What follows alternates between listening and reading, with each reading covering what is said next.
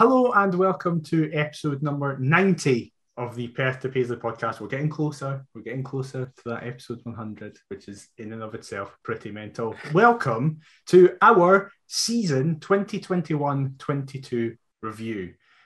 It's going to be a weird episode because one, I'm hosting and they always tend to be a bit more rambly and weird, but also it's a review. There's nothing specific for us to speak about in terms of a game, a player, or anything like that. But we'll get through it all. It's going to be a good one. I, as ever, am Daniel McIver and joined by Adam Kennedy. Adam, how you doing? All right, mate. What about yourself? Doing good. I'm looking forward to this. I know you're not. We're just going to preface this by you're not looking forward to it. Why? It's going to be great. I'm so underprepared. I just feel like, I don't know, like there'll be nice parts of this nostalgic episode. There'll be some not so nice parts of this nostalgic episode, I'm sure. So I think it's because I don't know what's coming and what's going to be good and bad. This is going to be an utter shambles and a complete shit show. But that's what this podcast has been for the past 90 episodes. So there's nothing new there. So in reality, I should be fine. I'm good to go. I'm great. How are you? I'm doing very well as well. I'm looking forward to how much of a shit show this is going to be. And let's take you back to the 28th of July, 2021, where there was still a shit show. It was episode number 49, which is, we've done a lot of episodes this season. Jesus. More than it's the most consistent we've ever been. I know, it's unbelievable. Hopefully it continues into next season. But we're going to take you back then because that is when we did our preview for the upcoming season. Now, of course, there needs to be some context to this. 20th of July, you may be thinking, oh, okay, there was still a month and a bit of the transfer window to be done. We'd just come up from the championship, of course, winners, but there was a lot of how ready are we for the step up to the Premiership? At this point, we at Hearts had made 2 signings, one of which wasn't even a new signing. It was just the permanent signing of Josh Ginnelly from Preston on a free. And the day before was the very much out of nowhere on loan signing of Alex Cochrane. Yeah. So that's right, because even after we'd done our season preview, between our season preview and the review of the first game, Benny Beningame had signed and was class against Celtic. That's right. Jesus, what a time to be alive. That's mad that's what, 10 months ago? Yeah. Near enough, yeah. 11 by the time that you listen to this. Yeah. Crikey. Yeah, it's mad. So, however, please understand that that's the context we're making our predictions under. It's not that we saw all these signings come in and saw the start of the season and made some of these predictions, because I feel like some of them would have been a bit different. But we're going to start with our predictions, then move into speaking about how we've felt the season as a whole in terms of the league has gone, and then go more specific into Hearts' season overall. So we will start with Daniel and Adam's predictions for the 2021-2022 season. Adam, player of the year, I stuck to my guns and went with the same person I went with last year. Liam Boyce. Now, I don't think he was in the top conversation for player of the year, but still our top goal scorer in terms of all games across the season. He was still the number 9 for large parts of the season for the team that finished third and got into Europe. I would say he played quite well, but I definitely did get that wrong. Let's be honest. Okay. Now, do you remember? Oh, yeah, I want to preface this. Adam didn't go back and listen deliberately. I'm glad he didn't. So he might not be able to remember what his predictions were. I really hope that I've gone with Craig Gordon, but I don't get the impression that I have. I know who I said. I know who I said, didn't I? I said that there was going to be more to come from a signing that Robbie had previously made. Oh no, I've got this disastrously wrong. So, oh dear. I went back and listened to this today. Is it a 3-letter abbreviation that he's known as by any chance? Maybe. There's a chance that there is.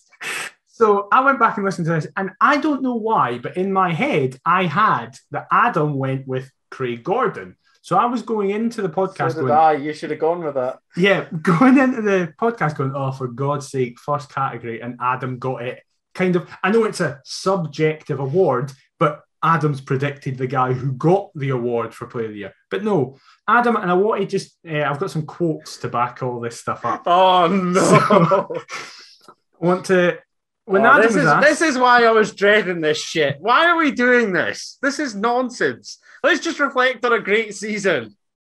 No.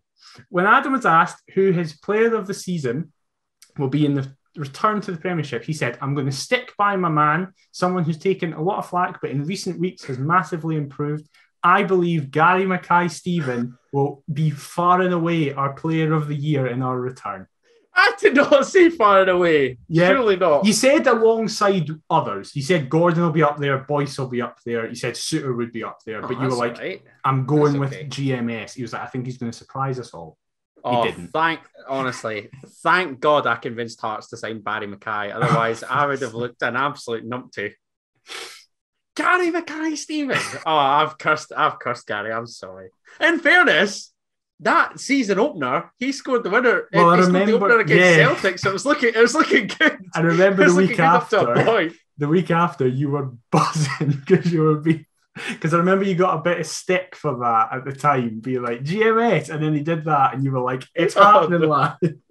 Put my hands up, lads. Fair enough. Those that called me out, fair play. Now, move on to Young Player of the Year. We kind of got knackered here by Nielsen. Because we only had we don't play any young players whatsoever. We only had the 3 games of the Betfred Cup group stages to go off at this point. And in those 3 games, we picked the guy who scored and got 2 assists across those 3 games, and that was Finlay Pollock. Yeah. However, of course, he then just, as rightly, in fairness, he was 16, just rightly went out on loan. But that meant that our thing was knackered. Did I say Chris Hamilton the year before then? The year before in the championship. See, if I'd have said that this year, that actually might have looked all right. Yeah. I don't know why neither of us went for Cochrane as well, because he'd have been eligible at that stage, and that was one of the only ones that we'd signed. But that's true. I guess we'd have probably thought that Stephen Kingsley would also fill in at left back. So yeah, that's fair. I don't know. We pretty self-explanatory one. We both went with Liam Boyce for top goal scorer, so we actually did get one right, which is great. We said we were gonna go for star signing, but we literally had only made 2. I just want to clarify this. On the 20th of July 2021, Daniel then says, don't worry, because Andy Carroll's coming in, he'll be star signing. So I've been beating this drum for a long time. Before he said he spelled Reading and now West Brom. Yeah. Now that's come to an end. Listen, I'm not just a flash in the pan guy. No. Right. No. Hey, listen. No is definitely something that you should be saying, because now we get to the big one. So again, people are going to get sick and tired of hearing this, but this was made pre-signings, so we both did give that context. However, league position at the end of the season. I kind of cheated a bit because I technically gave 2 answers. I said, at the time of recording with the squad we had, 5th. I said at that point we'd finish 5th. That's still all right. That's not too far away. Then I said if we make more signings, we'd finish at least 4th. Do you remember what you said? I think I said 7th. You did indeed say 7th. And your rationale... I remember chucking that in on Talk Scottish Football. Well, that was the thing, yeah. You already had a league table set out before we came in to it. That's right. Your logic was you didn't buy into the really doom and gloom people who were saying that we were going to be in a relegation battle. I, of course, with my prediction, definitely didn't think that. But you said that with the current squad, you felt 7th, and that any new signings could maybe take us into the top 6. Right, okay, so it's not drastically wrong, but it's still somewhat wrong. I think it's made worse because of how good the season was. It's not like we just finished 3rd. Like, we finished 3rd at a complete canter, so it's made your prediction look worse because you didn't even have us top 6. And what I will say is that I thought that Hibs and Aberdeen would be much better. And St Johnstone, I think I had. Well, this is where it gets interesting. Hibs, Aberdeen, and I'm trying to think of who else. So maybe St Mirren as well. Did I have? We then did league tables. Now, I will say, and I said this at the time, you had an advantage because I did my league table off the top of my head without any thought that's put true. on it. Whereas I had to have had mine ready. Or yes, whatever. I will say right now, neither of us got a single team in the right position. Absolutely no surprise. So, my league table, I'll say this: we both had the same top two. We both had Rangers to win the week because at that point they would looked unstoppable completely. And I don't even had Ange been appointed by the 20. Oh yeah, of course he did because it was the week before he played us. He had, but again, like I they think just got battered off West Ham. Yeah, we were looking at pre-season results, and exactly the West Ham one was the one that stood out. I think he hadn't made any of his signings. He'd only made Starfelt, I think, as a signing. I think that was it. And another thing was that he hadn't, and still obviously hasn't, brought any backroom staff in with him. Yes, of course. Him and, the Celtic coaches that were previously there. Yeah. Now, we differed on third. I felt that Hibs would maintain it. My exact quote was, I don't see Hibs slowing down anytime soon. And then the first week of the season happened. And that's when the slowing down kind of started. Do you remember who you had third? Yeah, I had St Johnstone because I thought they'd keep a hold of Jason Kerr and Ali McCann. So yes, you had third. Which St. of course Johnstone. They didn't. And again, that you did say that as well. You felt St Johnstone were going to do incredibly well because they're keeping hold of their players. And thanks. The Germans absolutely judiced me by selling probably the two best players on transfer deadline day of all times. We again differed on fourth. However, we differed and both got it wrong. You said Hibs, I said Aberdeen. However, I then had a little where has this been, Daniel? This type of analysis. I also said they will either get fourth or Stephen Glass won't see Christmas. Yeah, I think I had them fifth, and I said that I didn't see Stephen Glass. I think he'd only had the sort of real European result. Was it they battered the Swedes? Was it Hacken or somebody? Wherever and they looked quite good. And everybody was sort of mouthing off. I didn't foresee that, but I certainly didn't see them finishing 10th. I'm still impressed with myself that I called Glass was going to get sacked by Christmas. Don't know why then that means I put them fourth. Was he sacked? No, because Jim Goodwin didn't have a window, I don't think. Do you know? I'm fairly certain. Yeah. Basically, I said he'd get sacked. You said he wouldn't see a season. Yes. So you had Aberdeen in fifth. I had us in fifth as my lowest possible position. Then sixth, I had St Johnstone. You had St Mirren. Now. And they finished what, eighth? Eighth, yeah. So you were all right there. That wasn't too bad. My St Johnstone shout is weird because I simultaneously said they finished sixth, but also when speaking about it, I said St Johnstone will massively fall off due to European games, and if they lose their players, we will without a doubt finish above both St Johnstone and St Mirren clearly. Nice. So I'm chuffed with that. That's a good shout. Even though I said he was sixth. Sorry, go back to Aberdeen. Stephen Glass was sacked in February. Fuck. So I was going to say I didn't think that Jim Goodwin had a window, but hey, that was still a pretty good call. I'm glad I called that he would do that. That was pretty good. So we then move into the bottom half of the table. You predicted us to finish seventh, which definitely didn't happen. Pleasantly surprised, Hearts. I love you, really. Outside of the big clubs, this is the closest either one of us got. I predicted St Mirren to finish seventh, and they finished ninth. So not far off. Not far off. Then we both had shocking takes. I then predicted Dundee to finish eighth, and you predicted Motherwell. Now, yours isn't actually as bad considering how they played. They probably deserved to play that to finish there. So I had Motherwell higher than you. That's one of like the sole consolation points I could take. I backed Graham Alexander, one of my favourite managers in the SPFL, albeit they are absolutely shite. Yes. I then had Motherwell in ninth. That's my place. That doesn't really count, does it? Yeah. You had Dundee United ninth. there was a lot of discussion from us both about how Tam Courts was going to do. I thought him and Glass were going to be failures. You weren't sure on how either of them would do. And obviously, one was definitely proved to be better than the other one.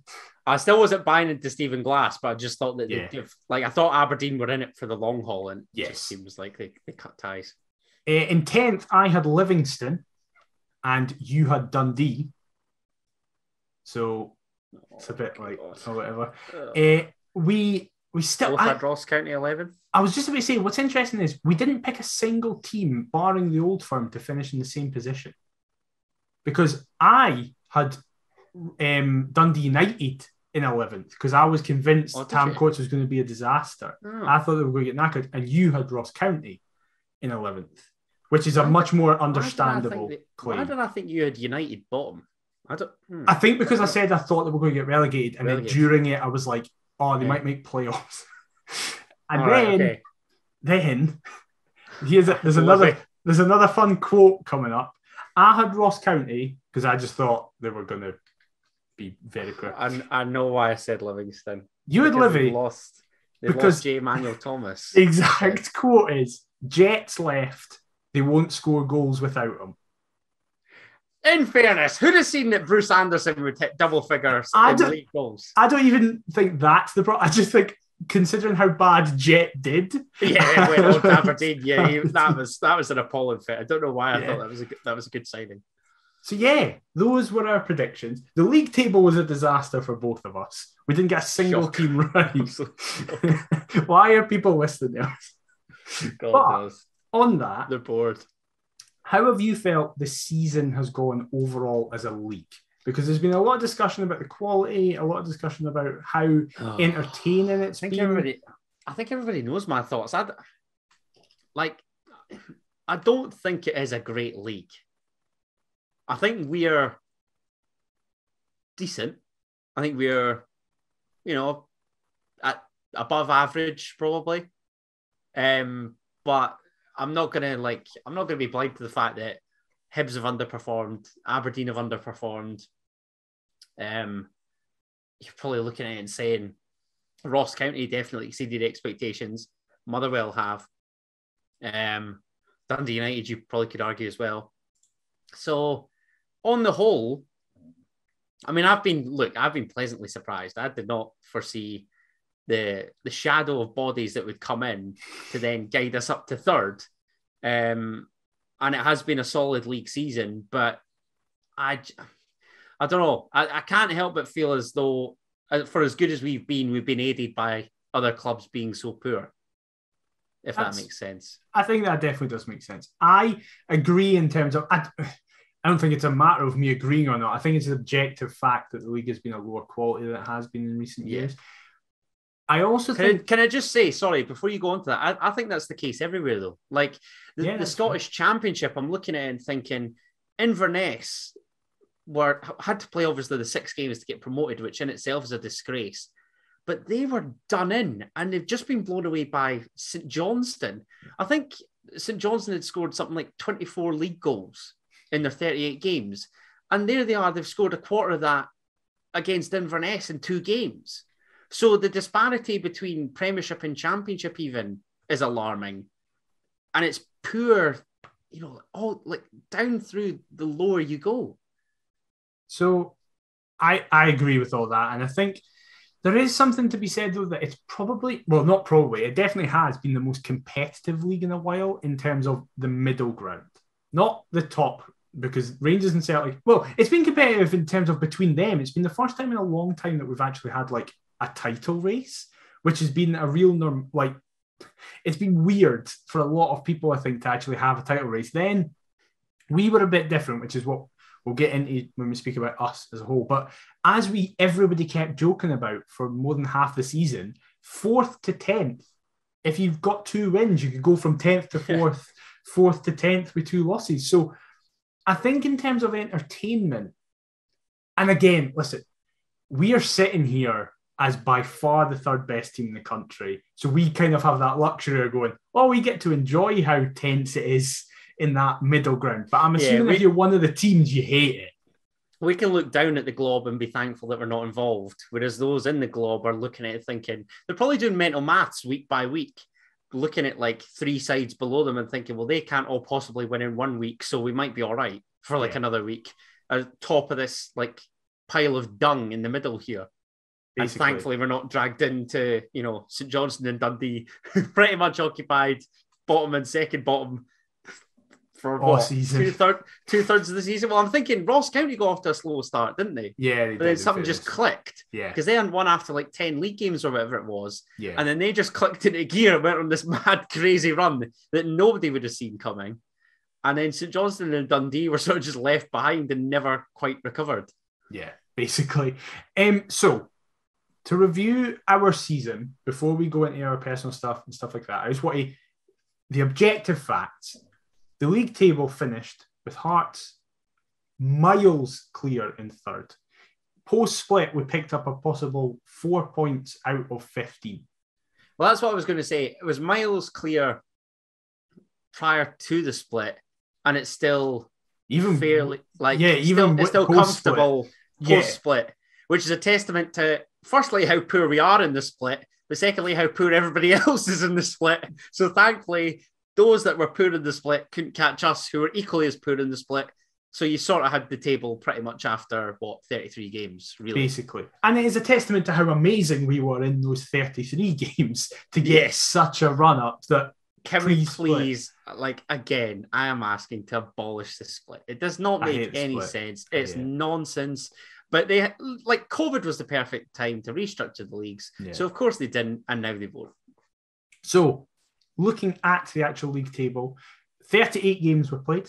We won 17 games, the third most in the league. We drew 10, which, do you remember at the start of the season, we just had hundreds of draws, and then we just seemingly never drew a game after November or something like that. There was a sort of weird stage. I think we'd drawn at Ibrox, then did we get held at home to Dundee? Yep, then we drew up at St Johnstone. Yeah, and I think we'd already drawn to Aberdeen and Hibs at home. Yeah. Yeah, both. A 1-1 and a 0-0. Yeah. So yeah, we kept the unbeaten thing for a good wee while. I think we went into November and then maybe finally lost. The Aberdeen game was our first loss. That's right. And then I don't want to say the wheels fell off then because we've. Oh wait, we'll get to that. We'll get to that.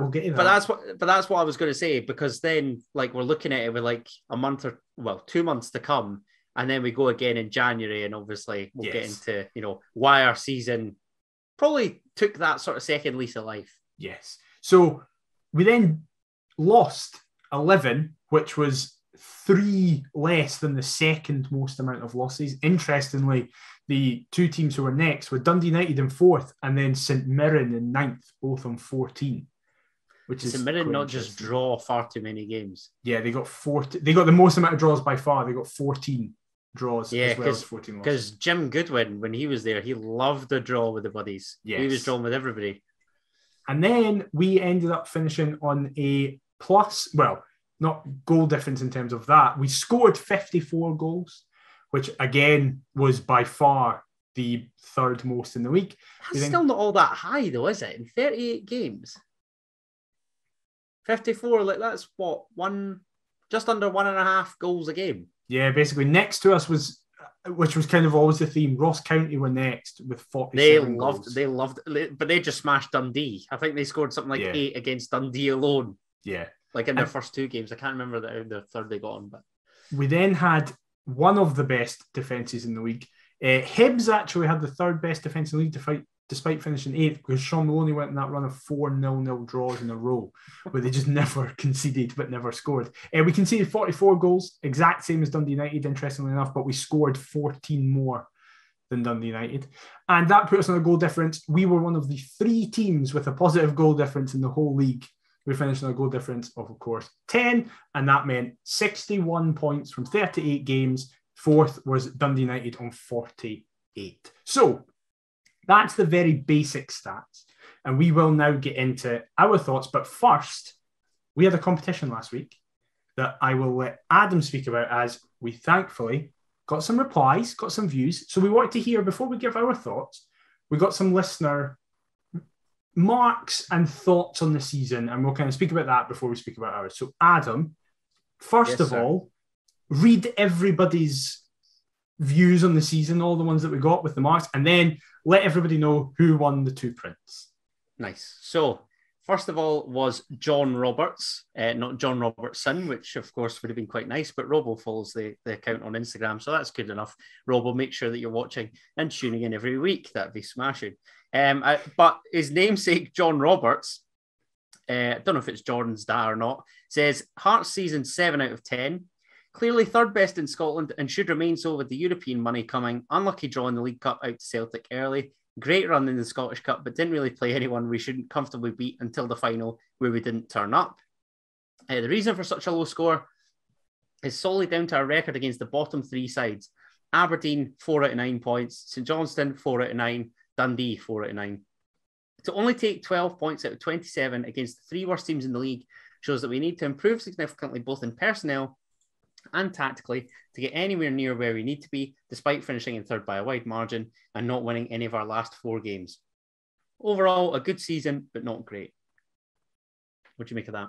I like that. I didn't actually realise that the stats about our performance against what turned out to be the bottom 3 teams. Obviously, at the time as the results came in, I was, of course, aware. But it does make for an interesting point where we've seemingly outperformed against the kind of better teams, but really underperformed against the lower end teams as well.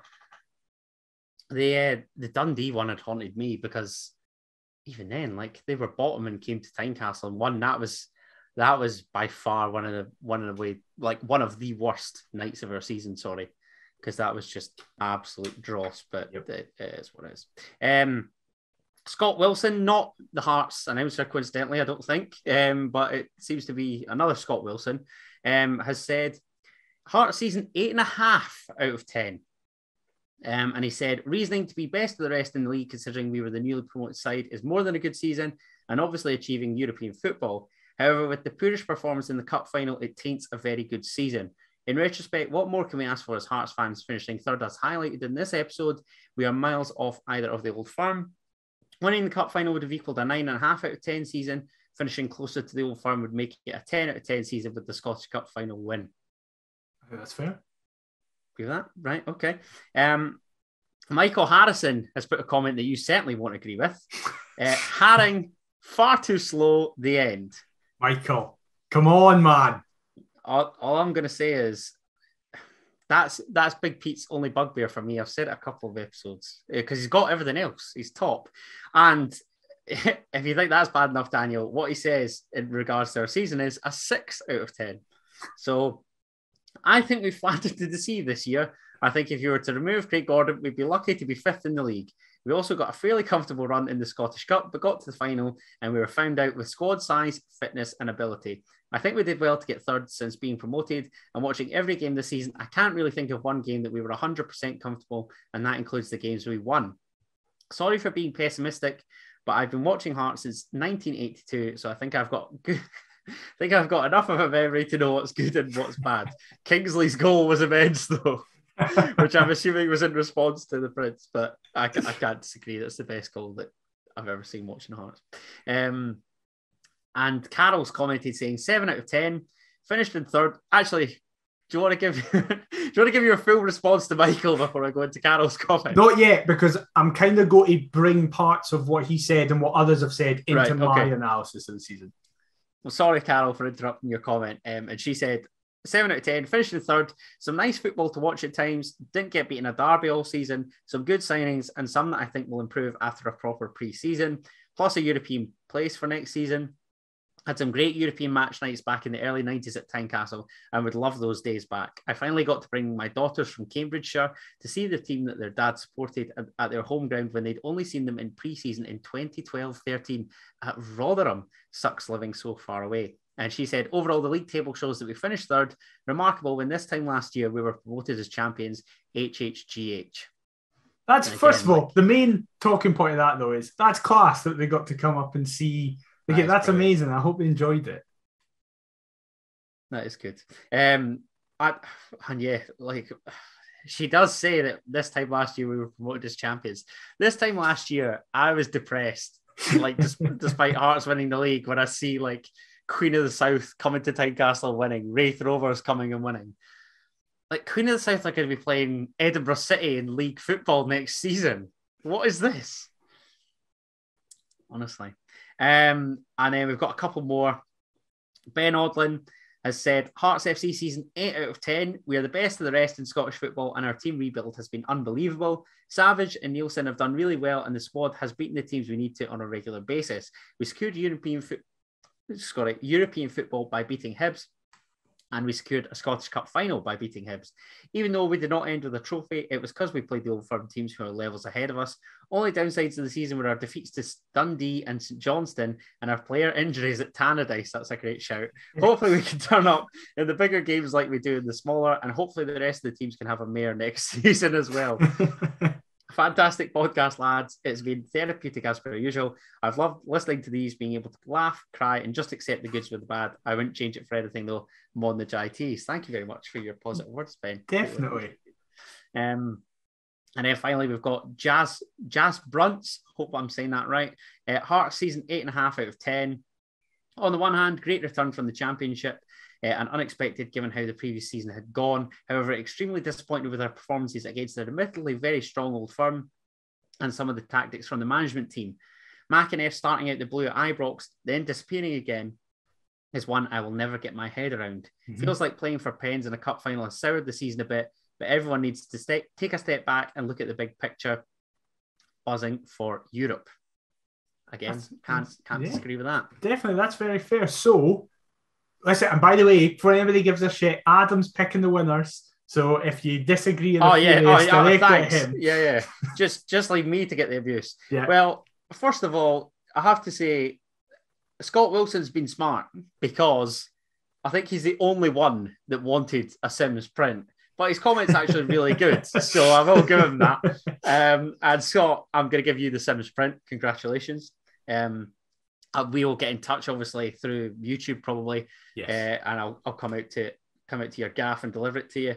And the other, I really like Jas Brunts' comment as well, because they said at the end, as for print, if I'm lucky enough to be a winner, we'd love the Kingsley one so that everywhere we go, I could put it on show. Nice. That's good. Jas, you can earn the Stephen Kingsley one. So we've got Scott Wilson for Ellis Sims and Jas Brunts for Stephen Kingsley. Thank you very much for your participation and congratulations to the winners. Perfect. And yeah, we'll get in contact with you guys and just get it all sorted. And for those who missed out, we will be running more of these during next season and stuff like that. So you'll have a chance. But now let's get into our thoughts. So I've obviously prefaced it with that's all the stats. I wanted to just quickly kind of give like squad overview really quickly in terms of ins and outs. So in terms of outs, there was a lot. We let a lot of people go. So in terms of actually letting them go, there was Andy Irvine, who technically left at the end of last season, but it's part of this window. It's part of the window that we had in the summer. So what a great move Andy Irvine chose. I mean, his agent has played an absolute blinder, to be fair. Fair facts to the boy. So Andy Irvine, Armand Nandwale, Craig Whiten, Ollie Lee, Christoph Berra, Elliot Freer, Aidy White, Harry Cochrane, Lewis Moore, Colin Doyle, Jordan Roberts, Jamie Walker, Mihai Popescu, all left permanently. Popescu's obviously, he's just not been kept on. Then we sent out Jamie Brandon, Ewan Henderson, Finlay Pollock, Connor Smith, Chris Hamilton. Am I missing anybody else on loan? No, Harry Stone. I don't think I'm missing anybody else. Apologies if I am. Cammy Logan as well. Thank you very much. And then we released Bobby Zlamal and Stephen Naismith retired. So there was a huge turnover in terms of players leaving. And I don't think, when looking at that list, anybody complained about any of them. People probably want to keep Naismith, but that's a different thing. Like, he retired. Thank God you said that. I was just thinking that's such an uninspiring list of names. Well, then the list of names that came in was kind of the opposite of uninspiring. Well, because... it was somewhat inspiring to then be equally inspiring, but also slightly underwhelming with some certain names. Yeah, certain names. So this isn't on the whole, great job. Yeah, this isn't in any order, by the way. This is just on transfer market. I don't know how they do it, but this is just the list of transfers. So Ross Stewart was made permanent, as was Josh. There's Ginnelly. A bad one. Yeah, as was Josh Ginnelly. Both were made permanent from their loans the season previous. Then, in terms of the 4 loan guys, Alex Cochrane came in from Brighton, Ellis Sims came in from Everton in January, Taylor Moore and Ben Woodburn also both came in, all 4 on loan. And then, in terms of actual signings, who kind of all of them were the big names that everybody's kind of been a fan of. We had Benny Beningame, Barry Mackay, Cammy Devlin, Nathaniel Atkinson, and Toby Civic. Now, it feels like it should be more. It does. Say? That's what I was actually going to say, because we operated. By the way, I'm going to get all this information from 2 accounts: the Maroon Report, who is much appreciated, and Alan Morrison 67, who's actually a Celtic fan, but he did a bunch of stats and analysis of Hearts this season. Nice. Is that boys' analytics? No, it's Celtic by numbers. I'd never heard of them until this past week when I was doing research. So massive thank you to both of them for this. So as we were saying, you'll get the sufficient credit down below. Yes, of course. As we've just kind of hinted at, Hearts had the smallest squad in the league. We used a core of 19 first-team players with a general squad of 21. Wow. Looking at it, there are probably only 2 signings that we made that you were unsuccessful, and I would argue that's Ben Woodburn and Ross Stewart. Because at least Taylor Moore, Josh Ginnelly, who are kind of the 2 other weak ones, they still contributed something at some time. Yeah.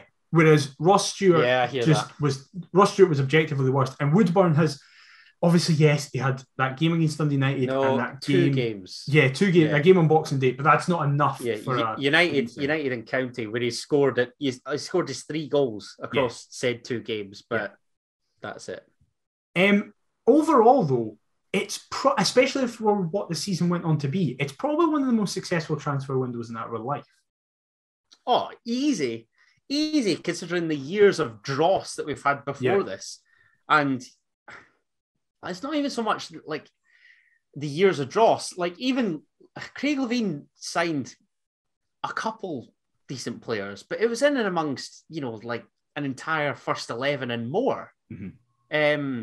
So in terms of sort of quality as well as quantity, with the 2 going hand in hand, this is the best we've had in a good wee while.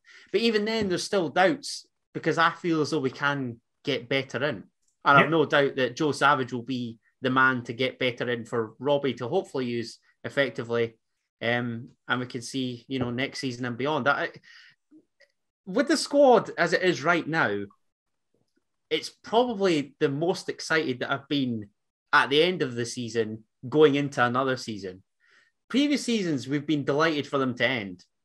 And whilst I'm delighted that this one's come to an end, given our poor form leading up to the cup final and our cup final performance, like, on the whole, it's disappointing because we've performed so well. But again, this is perhaps what we need with a couple of additions to then go fighting fresh. We're going to be fighting on different fronts, with obviously playing in Europe as well, and trying to compete in both cups as well as the Scottish Premiership. So it's just, when you couple everything up, it does really make me excited going into next season. I can't wait for it. Well, one of the, and probably the most important player, wasn't actually a new signing and is definitely one to be excited for as he's sticking around. It was Craig Gordon, who won Fans and Players Player of the Year, along with the Scottish Football Writers Player of the Year for the 3rd time in his career. Now, this is where, if you didn't like stats, you're probably not going to enjoy the rest of this podcast, because I've got a lot of stats that I find interesting, because I'm a sad Football Manager person who likes all that part. So, but thanks for tuning in, and we'll see you next exactly. season. We'll see you next season. Now, even just from the eye test, as we just said, Craig Gordon won over everybody, even though they didn't really need one over, especially Hearts fans who were thinking, we've probably got the best goalkeeper in the league when looking at it. And then the stats very much proved that. So there is a stat known as expected goals, which has become more prevalent within football. It takes a basis of it. It basically puts a mathematical equation on chances and ranks them in terms of how likely the person is to score. And then that is applicable to goalkeepers in terms of how many goals they prevent. Not just bog standard saves, it's shots that should go in theoretically. How many of them do they stop? Now, the league average was around 3. So people like Al McGregor stopped 3 guaranteed goals. Jack Anick did actually pretty well, did 3.5. The second to him was Xander Clark, who did 6. Xander Clark had a very good season, which is kind of... Sorry, is this per game or guaranteed goals? No, over the across season. The board. Across the season. Sorry. So, if you look at the XG, Hearts were expected to concede 48 goals, which means Craig Gordon tops the chart as we only actually conceded 38. So Gordon, if you look at the stats, saved us 10 guaranteed goals. Now, if you go back to the table, we have a positive goal difference of 10. So there is a chance we could have had a completely net zero goal difference. It actually would have been technically less because it depends when those goals happen. Do we then go on to win games, get points, score the goals that we actually should do? I was going to say, if you were going to take a punt at it, would you agree and say with Michael Harrison that he thinks that if you were to remove Craig Gordon, we'd be lucky to finish 5th in the league? This is where the stats come out. I'm very sorry, Michael. I don't mean to be personally against you. It is, Michael. It is. Yes, it is. It's very much against you. This has been the common theme of this season. It's been, if Hearts don't have Craig Gordon, then they don't finish 3rd. Well, and again, this is where you can't do that because it's who knows what would have happened. But they do have Craig Gordon. Yes, so you're just going to see what happens. Taking away Craig Gordon, I don't think that's 12 points of a difference in terms of, I don't think anybody else would have had a run to keep us out of 3rd. Now, that can maybe go in favour, of the argument that just the league's not been good enough, and that's maybe fair. But I think Craig Gordon has obviously been player of the season, right? I think that's it's self-explanatory. He's the best goalkeeper I've ever seen play for us. And we have the best goalkeeper in the league by stats. But exactly what you said, we have him. So it's kind of irrelevant whether or not, what would happen if we didn't have Craig Gordon? It's what would happen if Celtic didn't make all their signings? What would happen if we didn't have Liam Boyce, who was our top goal scorer, who was simultaneously scoring the goals? What happens if we don't sign Ellis Sims? I totally understand why people do that because it's a good thing to look at. For example, you look at that and go, was our defence actually as strong as we thought it was because we're conceding a lot of chances, but we have Gordon, so therefore we managed to keep stay within it and it was okay. It felt that the defence was stronger, but we have Craig Gordon. So it's almost that's why you have the best players. Yeah, I mean, how dare a squad look to strengthen in order to, drag themselves from the 2nd tier to finishing comfortably in 3rd in the top tier? It's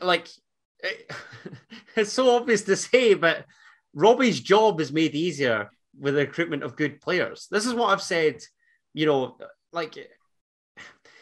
in the cup final, I'm thinking Robbie and his team have done well, but their job's made easy because they recruit well. Joe Savage has recruited well. Craig Levine's job was a nigh on impossible one when you saw the jokers that were lining up for him in his spell. Same with Daniel Stendhal, same with Ian Cathro. So everything has to coincide. I don't get the notion where, and it's only football that does this, where they'll isolate something or one factor that ultimately makes a side's season. Yeah. Whether it be an out-and-out goal scorer, if they didn't have this one man, when teams are labelled a one-man team, if they didn't have him, where would they be? It's you can't really do that because they do have him, and luckily for them, he's performing for them. So all the stars are aligning for us. Why are we picking at flaws here? We should have been picking flaws when we saw dross that ultimately led us to the championship. Now we're up from the championship. I don't even want to think about that second tier ever again.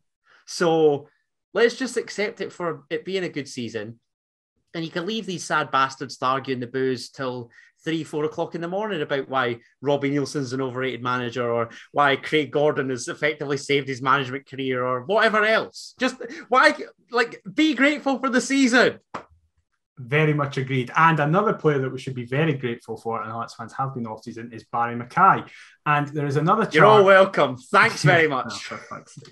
There is another chart that demonstrates it's one of those moments where, again, looking at it, the eye test, every Hearts fan knows how important Barry Mackay has been, even though he went through that initial spell when he first joined, where the actual stats in terms of assists or goals weren't up there at the level, but Hearts fans knew how important he was because it was just the fact that his teammates weren't putting away the chances he was putting on a plate for them.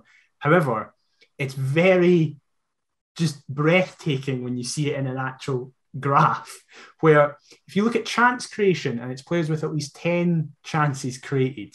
I think I've seen this. He's literally in an island on his own, isn't he? It's abundantly clear just how pivotal Barry Mackay is. In the bottom left-hand corner, it is the bottom graph is expected assists and the top graph is chances created. All our players are in the bottom left-hand corner where it's around their expected assists. Boyce, for example, is the second most creative player with an expected assists of 3. Boyce actually outperformed that. He got 4. So he's well in, Boyce. He's done incredibly well. Congrats, Liam. Yeah. Ben Woodburn then, interestingly, was second alongside Stephen Kingsley. You then go to the complete other end of the graph, and the top right-hand side is Barry Mackay, who is in a league of his own in terms of chance created. Again, outperforming his expected assists. He was expected to get around 8.5 assists. He got 10. And it's simultaneously clear that, yes, he is our most creative aspect, and clear that why, when he doesn't play well, we don't create anything, as no one else in the team does. Nobody else can be arsed. Yes, basically, yeah. So Barry Mackay is also... It's always nice when you as a fan base go, I think he's had a good season. And then you look at not just basic stats of goals and assists for an attacking player, but you look at every little stat you can find that he should be good in, he is one of the league leaders in. Yeah, there's no response as anybody that would look to counter that. Yeah, absolutely. Because it speaks for itself. And look, you know that I love my midfield magician. What a wonderful player. But again, just hope that we can find somebody on that other flank. And then, hey, we'll be looking strong. Can't wait. And then 2 more things I want to mention about stats, then we can get to our overall thoughts. One of them is about Liam Boyce. Boyce was our top goal scorer this season. He got, in 41 games, he got 19 goal contributions I can't count, 41 games, 21 goal contributions, 16 goals, 5 assists. He also picked up 3 yellow cards in that time. The stats very much show that when Liam Boyce plays well, Hearts win. When he has been on the score sheet, we have almost never lost, I believe. I think I can think on the top of my head, he scored his penalty against Celtic and we got beat. And then I can't really think of another game, personally. And he missed a penalty against Celtic and we got beat 2-1. We were 2-0 down.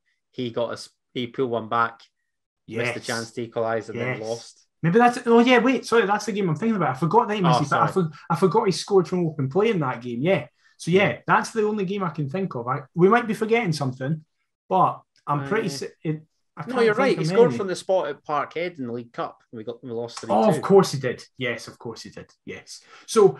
Maybe it's just against Celtic. Yeah, maybe it is. Thinking about it. What we have often said on this show, and I'm sure many others have said it as well, that when Liam Boyce plays well, Hearts play well. When Liam Boyce doesn't play well, Hearts don't play as well. And every stat showcases that. Obviously, he changed his role in January.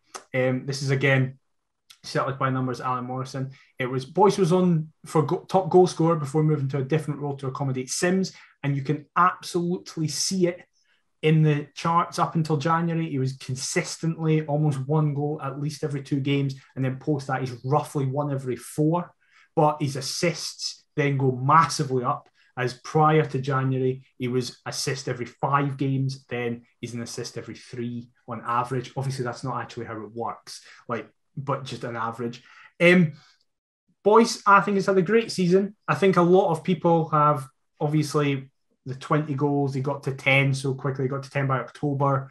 That was our fault. Yeah, it was our fault. We jinxed him. Then he got hurt as well. We have to take that into consideration. And as we say, Sims came in that changed up the role completely. Boyce basically didn't play as a striker. Apart from really in the semi-final, I remember it was kind of Boyce and him up front. But again, Boyce was still a bit deeper when stuff. He played more of a number 10 the last 5 months of the season. And he was flirting with being on the flank with Mackay on the other side in support of Ellis Sims. So, in essence, it's Adam Kennedy, Daniel McIver, Robbie Nielsen, Lee McCulloch, and Gordon Forrest's fault. Yeah, basically. And then, this is just for me personally. Sorry, guys. This is just for me and proof that I may slightly know what I'm talking about.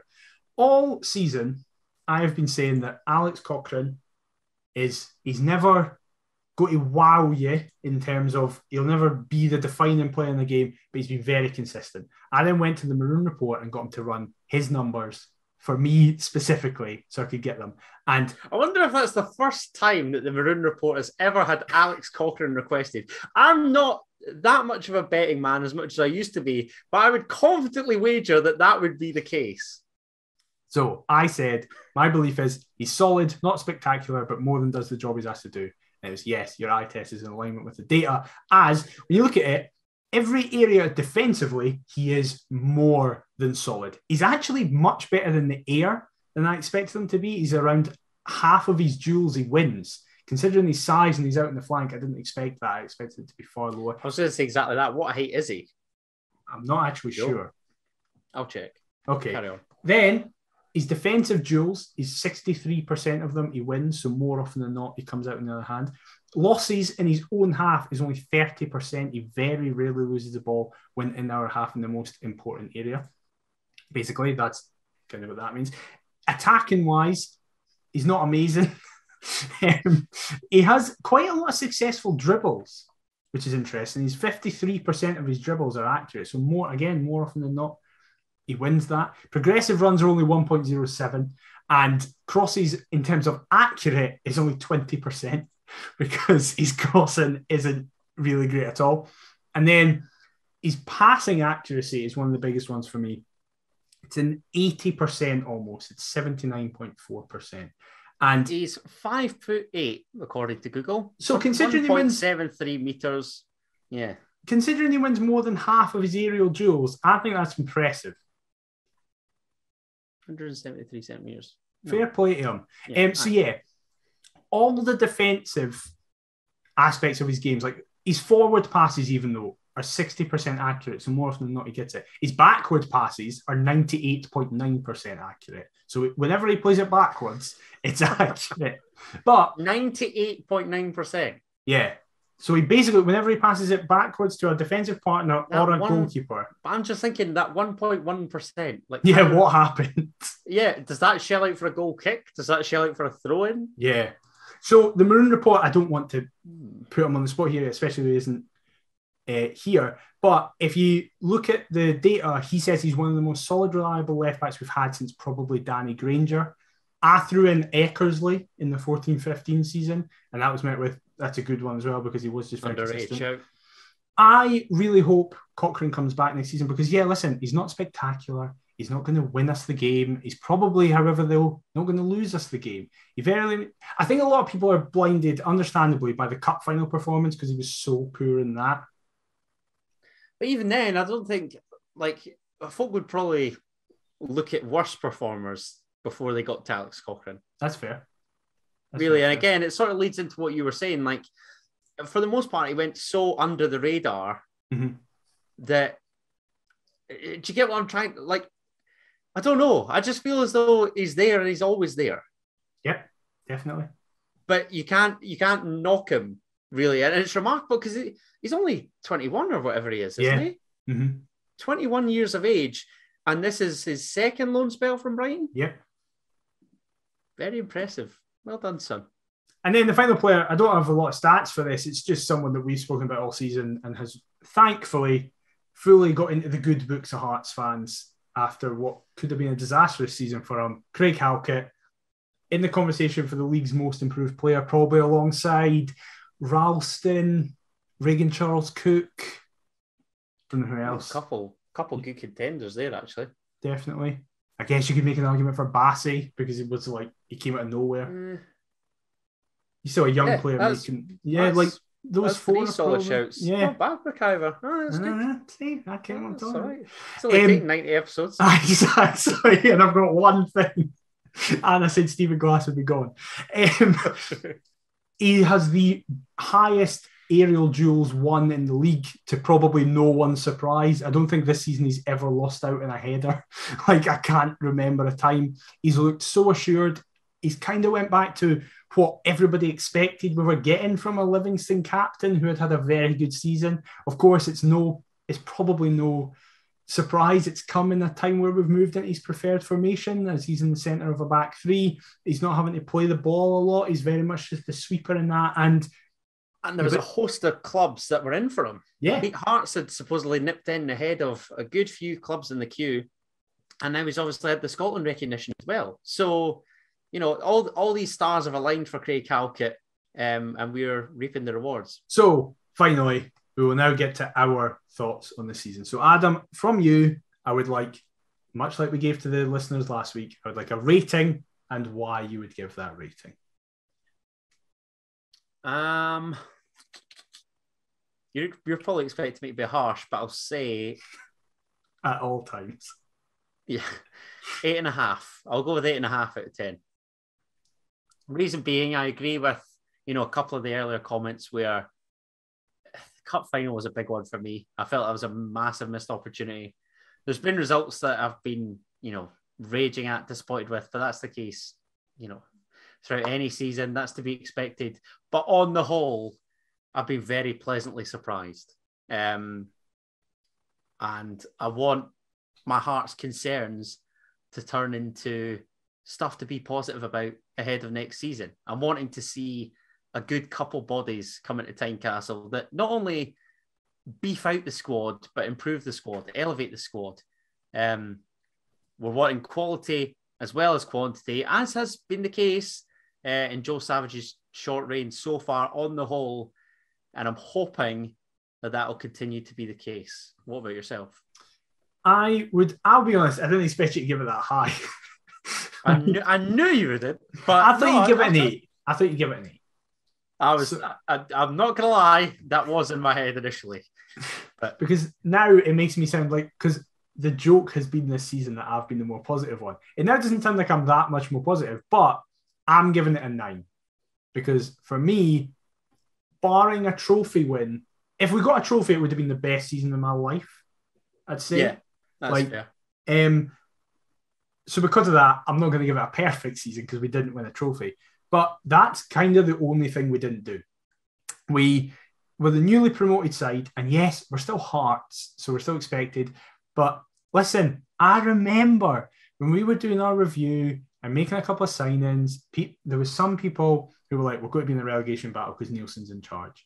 We're going to be really struggling. It's been rubbish the last few months. We're going to be struggling. Non-Hearts fans were going, Nielsen doesn't know how to be a good manager. They'll finish in the bottom half. They'll be outsiders looking in. We're not giving Hearts a chance whatsoever. Exactly. Like people who just don't know about Hearts, but just want to give an opinion on, especially when Nielsen winds folk up so much, and I don't really understand why. I would love to see what these same people are saying with regards to next season, where they'd have Hearts now. That would be interesting. Because it's easy. Like, recency bias comes into your season prediction. Of course it does. We even said it for Rangers. We probably both expected Rangers to win the league. We both expected, I don't know, Ross County to be struggling because that's what they tend to do. Yeah. And neither came to fruition. I just, like, almost every signing was great. And even the ones that weren't great still did something most of the time. Like, namely, like, Taylor Moore. I think Atkinson, clearly there's a player in there. He just needs time to develop. Sibic, I'm interested to see what he does with a pre-season under his belt. I hope to bring back Cochrane. Sims is one of the best signings we've made in terms of what he did for us. We didn't lose a derby all season. We won in the space of a week a derby to keep Hibs out of the top six. Then a Hampden record was maintained at 100% in the Scottish Cup final to get us into groups. The most important year for a team outside the Old Firm to finish third. We do it at an absolute canter and get European group stage football. We have one of the, and I don't think this should be kind of looked at, like sneered at. We have one of the most likeable squads we've had in so long. And again, 100%. That's obviously because they're doing well. Like, we like them because we're doing very well, but they do. We had a superb start last season. If we get off to a shocking start this one, the torches will be out. Don't worry about that. But so just enjoy it for the meantime, lads. Definitely. But for me, it's been a fantastic season. Yes, the cup final was disappointing, but we're still playing one half of the Old Firm and one half of a very good Old Firm. This is the first time in about probably a decade where they've been as good as each other. One of them's getting a European final. The other one's blitzing the league a year after getting mentally destroyed and not getting a 10 in a row. I think it's a 29-point swing. Something like that. It's something mental.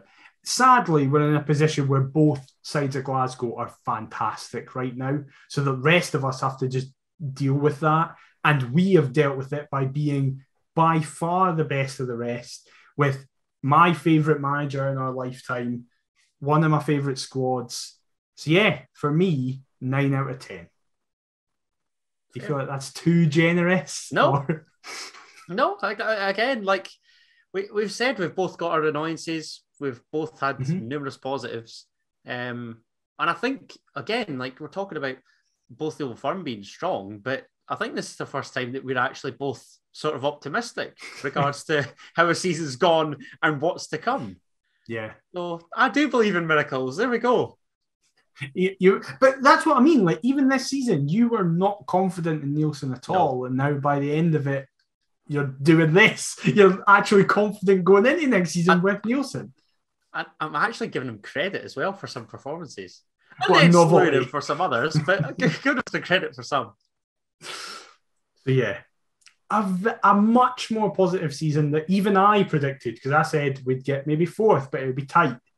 When they were much better than what you predicted. You're not wrong. So yeah, a massive thank you. I was going to say for this episode, but for listening this season, we've had, like, as Adam said at the start, it's been our most consistent season. It's been helped by the fact, as I say, we've been really good for most of it. It's been really fun, but our listenership has grown more this season than it had in the previous 1.5. And COVID didn't interrupt it, to be fair. That's true. That's very true. We did have that break because of that. But the amount of support we consistently receive, see the same faces, the same names, it helps us, because obviously it does take effort to do this. It might not sound or seem like it, but it does take a form of effort to do this. Sometimes minimal, granted. Yes, maybe. But it's always so encouraging. It never feels like a chore. We're going to be speaking about Hearts anyway, but the fact that people are enjoying listening, it means the world to me, and I'm assuming it means the same to you. Oh, I mean, even when I come on and slew half the squad and Robbie, it's an absolute honour to do so. You're getting the bed sheets out. I'm just amazed that folk listen to this shite, if I'm honest. Yeah, I know, it's ridiculous. Because some of it is absolute nonsense, let's be honest. But hey, we get a couple of big names. We need some more guests, I think. I think we're going to try and get some guests in potentially the off-season, potentially the coming season. Who knows? So keep your eyes peeled. It's all happening. But we're probably going to take at least a week off, because there's nothing to talk about just now. Like, our season starts earlier, so we'll be back sooner. But as Adam said, we're not going to just disappear in the off season, because it's the transfer window. No, it's not. Yeah, you're stuck with us regardless. But let us know when you want a pod. Get tweeting the account if you're missing us that much. God bless the ones that you are. But if you're not, then just keep calm. It's cool. We don't take it personally. It's fine. We will take, because we can't fill an hour every week just now when there's nothing happening. But And as much as you'd love McIver to present an hour's case as to why Hearts should sign Alex Cochrane and break the bank for Ellis Sims, I don't think he's got it in him. I know he loves Cochrane to bits, but I've got a full PowerPoint for Andy Carroll, mate. Like that. So that'll be coming as a special feature during the off season. So can't wait for that. That's going to be fantastic. That's probably episode 100, right? Yes, exactly. Yep. I'm going to get him on to plead his case as to why he should go. But yes, we will be back during the off-season. Take a wee bit of a break, then we'll be back because we're going to speak about all the transfers coming and going and previewing the European tour. That small little matter that we've got to deal with. That does not, that still just is not resonating in here. Could we do like a Twitter Spaces or something with the draw? Like when that's being made? And we could get everybody's thoughts. I don't know how Twitter Spaces work, but neither do I. But I see my Celtic mates doing it, so I'll get on the case. If anybody else knows, and just so happens, leave it in the comments. Let us know how to do it because I have no idea. Yeah, but it looks quite cool and it looks like a lot of fun. Well, until whenever that is, and until whenever we're back, a huge thank you for listening to this. If you have done, a huge thank you to anyone who's listened over the season. We really do appreciate it. We are at Perth to Paisley on all the social media. You can get us there if you want to shout at us for how shite our predictions are. That'll be next season as well. I've got to do that, which is going to be some laugh. You can also get us perthtopaisley@gmail.com if you want to fire us over an email there. If you are enjoying this show, please leave us a review on your podcast platform of choice. It massively helps us. And if you've been watching it on YouTube instead, please leave a like, subscribe, and comment. That massively helps us as well. Adam, where can they get you on social media? They can get me on all the socials at Adam T. Kendall. And what about yourself, mate?